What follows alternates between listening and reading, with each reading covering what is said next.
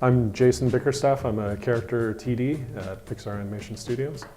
Let's start by talking a little about the role the evolution of technology has played in what you do when you're bringing Pixar movies to life. Outside technology or internal technology? Both. I mean, tools just the tools in general. Yeah, well, we had a major overhaul of our animation system, which is entirely proprietary, on Brave. So that's the time when we were able to completely refresh our animation and character rigging tool set. And it's been a constant evolution since that time. How has that impacted, for example, bringing the world of Coco to life? It's given us the ability to create very robust master rigs that we can reuse in characters, so we can come up with background characters and new character designs very quickly by reusing the technology that we're putting into every character in a very easy way. We're also starting to embrace modeling tools that allow us to separate the roles of creating art for the characters from the more technical aspects of managing topology and creating final production models. So we can iterate very quickly in 3D on character designs and then shove off the technical tasks for later on. How does being able to iterate in 3D help, especially in the early stages of trying to figure out the different characters, who's going to make the final cut, those types of elements? Well, it allows us to judge the characters in a way that is as close as possible to the way we're actually going to see them on the film. It's one thing to look at two-dimensional art or even three-dimensional clay sculpture, but we view that kind of artwork differently than we do a 3D model even on a 2D screen. So if we can get our characters in 3D where we can judge them in a manner that is similar to the way that they're going to appear on film, then it allows us to make design decisions that are going to be more robust further down the pipeline.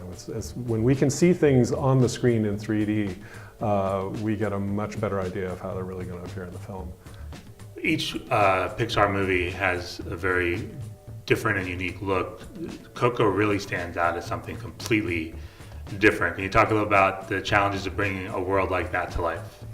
Yeah, the biggest challenge I think for the art team was figuring out how to make a skeleton character emote in a way that isn't creepy.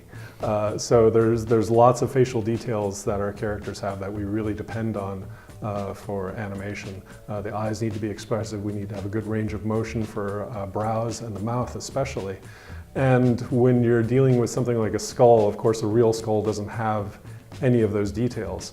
So we're taking something that reads like the iconography of a skull and bone, and we have to add those elements that we need to the character that will allow us to animate and allow them to tell the story without breaking the idea that they're made out of bone, but simultaneously not pushing it so far into the realistic space that they start to look creepy. What role does focusing on skeletal type characters play in the color, the vibrancy of the color and environments around them? Well, the production designer had done a lot of research, the entire art team, on the traditional art that is created in Mexico to celebrate the Day of the Dead, and a lot of those details were brought into the land of the dead with the skeletons. So I think in the trailers you can see that there's a lot of bright, vibrant colors. The orange of the marigold petals is something that's very prominent. The kind of design work that is done for the icons that are normally used for the skulls, the candy skulls, are also present on the skeletons. So there's a lot of splashes of color and decoration that are just part of the character's texture that have been incorporated into the land of the dead in the film. At the same time that you guys are creating all of these computer animated feature films, the video game industry is pushing forward with all different types of new games. Do you ever get influenced by what's going on in one medium as you guys are exploring the Hollywood medium? That's an interesting question. There's a lot of really high-level work being done in games, and I can't say for sure that we're not, but I do know that we are influenced by visual work of all sorts. From every medium. So, you know, the art team is taking photographs, we're taking on reference photographs, we're looking at books. We have, for Coco especially, we got a lot of statues and wood carvings and candy skulls and all sorts of things that represent a lot of different approaches visually to how the dead are represented for this particular holiday. Certainly in other projects, we've looked to work that has been done in the interactive and game space because they're all working at a very high level to create the stuff they do. It all gets boiled down to work in a real-time format, but that doesn't really take away from the quality of the art that they're doing. Well, and one example is The Incredibles. They've been featured in their own video games, but also more recently in the Disney Infinity video games as playable characters. And I was wondering if you guys look at that, or does that play any role as you guys head into, you know, working on the full-on sequel at Pixar? I think it's the other way around. I mean, we have our own reference that we're working on, and that's the first film. So everything has to. We can't take any huge design steps, and I don't think we really want to, away from the first film. Rather, the companies that are creating products that are derived from that IP, from the film, are looking at some of the design cues that we're using in the production of the film to create their own derivative work. Especially with Disney Infinity.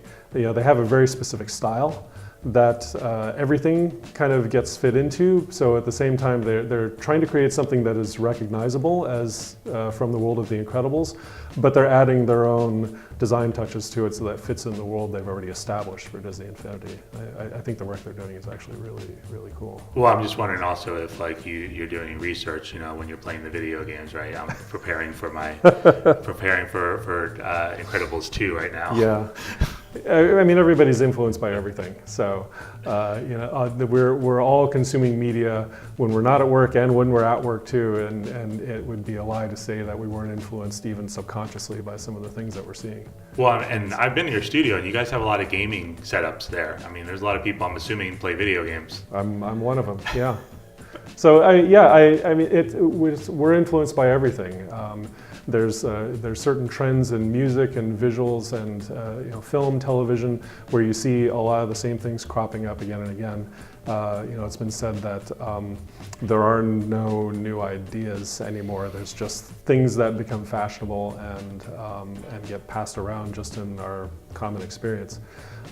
So it's difficult for me to point to one specific thing in the interactive space and say, yes, that's absolutely an influence. I think that every artist is taking in everything that we're experiencing, and it's all getting cooked down in our head to influence us in direct and mostly indirect ways. But what games do you like to play when it's just you want to play? Me? Oh boy. I have a history with first-person shooters going all the way back to Quake. So that's the kind of thing that I prefer. I've been playing some games with my daughter, who is 10 now. Not Quake Champions, right? Not Quake Champions, no, but there's a bunch of my old buddies I used to play with, and we all have girls now, so there's still this idea in the back of our heads that we're going to turn them into an all-girls Quake team. But I play Minecraft with my daughter. We actually play Diablo 3 together. She's a huge fan of Diablo 3. It's her favorite game, but she's also looking into, we're looking forward to being able to play Destiny 2 together.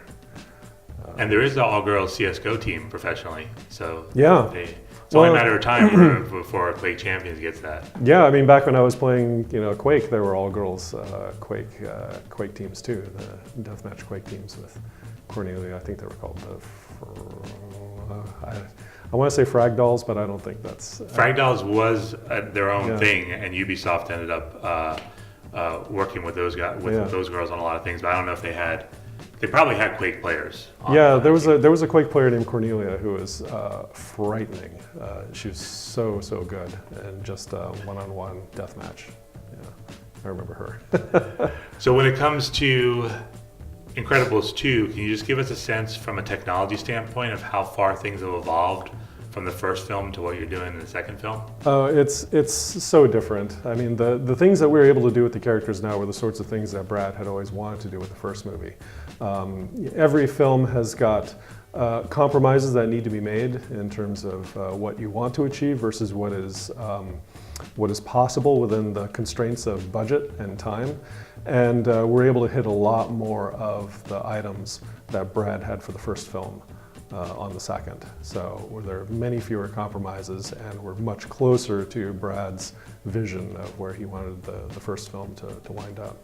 And I understand that the newest RenderMan has a lot more interactive elements. Is that helping you guys as you develop that film?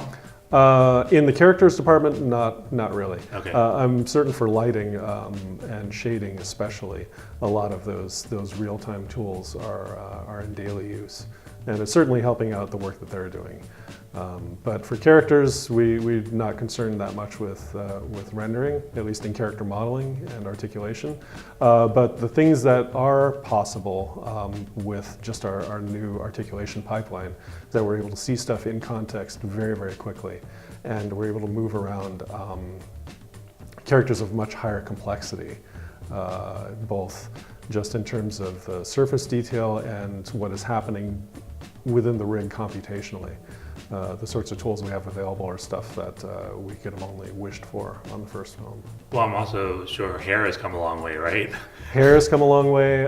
Skin simulation, cloth simulation is just, years. I mean, we are talking about years down the pipe, but in terms of what we had even just a couple of pictures ago, these tools are constantly being refined and are much higher quality than we've been able to do in the past.